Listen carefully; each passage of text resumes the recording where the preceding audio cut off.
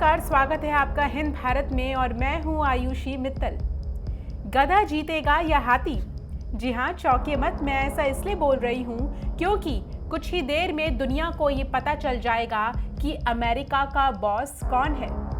Democratic और Republican party, ये दो ऐसी पार्टियां हैं जिनके चुनाव चिन्ह गधा और हाथी है, और ये दो ऐसी पार्टियां हैं जो सालों से दुनिया की राजनीति में फेरबदल करने का काम करती रही हैं। रिपब्लिकन पार्टी के उम्मीदवार डोनाल्ड ट्रंप और उनके प्रतिद्वंदी जो बाइडेन के बीच मुकाबला कड़ा है। वोटों की गिनती के मुताबिक फिलहाल जो बाइडेन ने ट्रंप के खिलाफ बड़ी बढ़त को हासिल कर लिया है। इसके साथ ही बाइडेन ने अमेरिका के इतिहास में अब तक सबसे अधिक वोट पाने का रिकॉर्ड अपने नाम भी कर लिया है। इस बीच ट्रंप ने मतगणना में गड़बड़ी के आरोप लगाए हैं।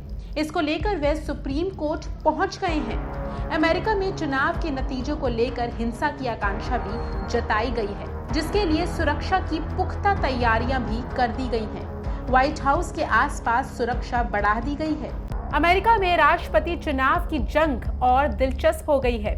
वोटों की गिनती फिलहाल अमेरिका में जारी है और अभी तक की गिनती के मुताबिक जो बाइडेन ट्रंप को पीछे छोड़ चुके हैं। ऐसा बोलना गलत नहीं होगा कि जो बाइडेन सबसे ज्यादा वोट हासिल करने वाले पहले कैंडिडेट बन चुके हैं। अमेरिकी चुनावी इतिहास में किसी राष्ट्रपति पद के उम्मीदवार को अब सबसे अधिक वोट मिलने का रिकॉर्ड जो बाइडेन के नाम हो गया है। अभी तक की गिनती तक जो बाइडेन 7 करोड़ वोट पा चुके हैं, जबकि डोनाल्ड ट्रंप 6.8 करोड़ वोट के करीब हैं। अमेरिका में राष्ट्रपति चुनाव की लड़ाई अब कोर्ट पहुंच गई है। ट्रंप के पक्ष ने मिशिगन में केस दाखिल किया है। ट्रंप ने कोर्ट में मिशिगन से निलंबित मतों की गिनती कराए जाने की मांग की है। साथ ही बैलेट के मतों की गिनती पर रोक लगाने की भी अपील की है। यही नहीं, ट्रंप ने विस्कोसिन में दोबारा मतगणना कराए जाने की भी गुजारिश की है। कांटे के मुकाबले वाले कुछ प्रांतों में मतगणना रोकने और ट्रंप द्वारा जनता के साथ धोखाधड़ी करने के आरोप और इसके खिलाफ सुप्रीम कोर्ट जाने के ऐलान में अमेरिकी चुनावी अनिश्चितता में फंसते हुए दिखाई दे रहे हैं। अमेरिकी राष्ट्रपति चुनाव में वोटों की गिनती के बीच डेमोक्रेटिक की ओर से उपराष्ट्रपति पद की उम्मीदवार कमला हैरिस ने भी ट्वीट कर लिखा, अमेरिकी लोगों को चुनाव की प्रक्रिया पर विश्वास रखना चाहिए और संविधान के हिसाब से सभी बैलेट गिने जाने चाहिए। ये तो थे चुनाव से जुड़े अपडेट।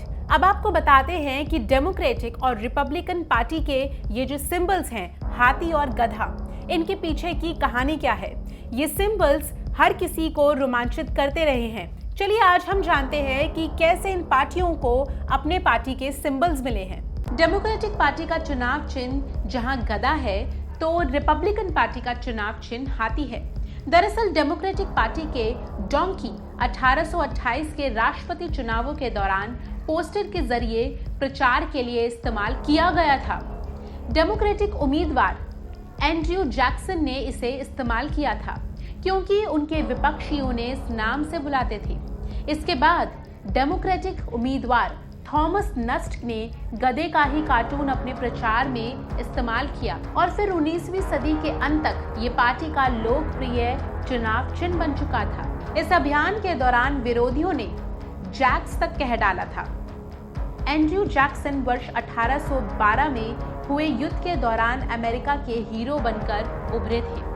उन्होंने इस चुनाव चिन्ह को इनकार करने की बजाय इसे स्वीकार कर लिया था। जैक्सन ने यूएस हाउस ऑफ रिप्रेजेंटेटिव और अमेरिकी सीनेट में भी अपनी सेवाएं दी थी।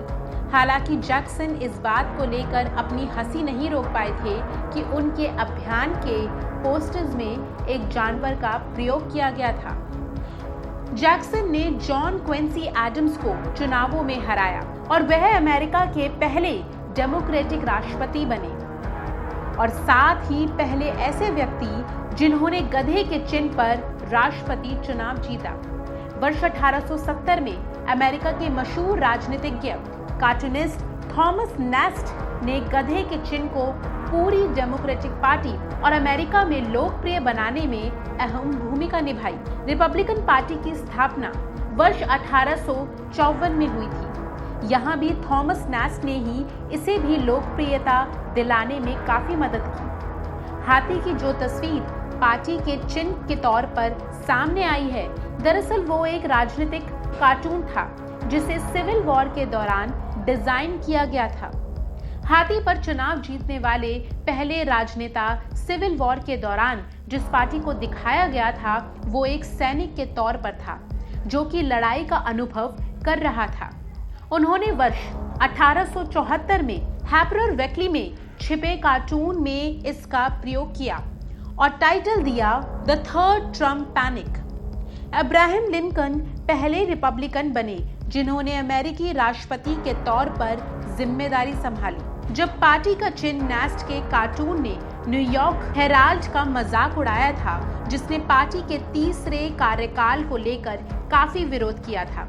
उस समय कई तरह के जानवरों को आर्टिकल में छापा गया जिसमें हाथी भी था और इसे द रिपब्लिकन वोट कहा गया। नेस्ट ने बाद में 1870 में कई कार्टून इसी तरह के बनाए।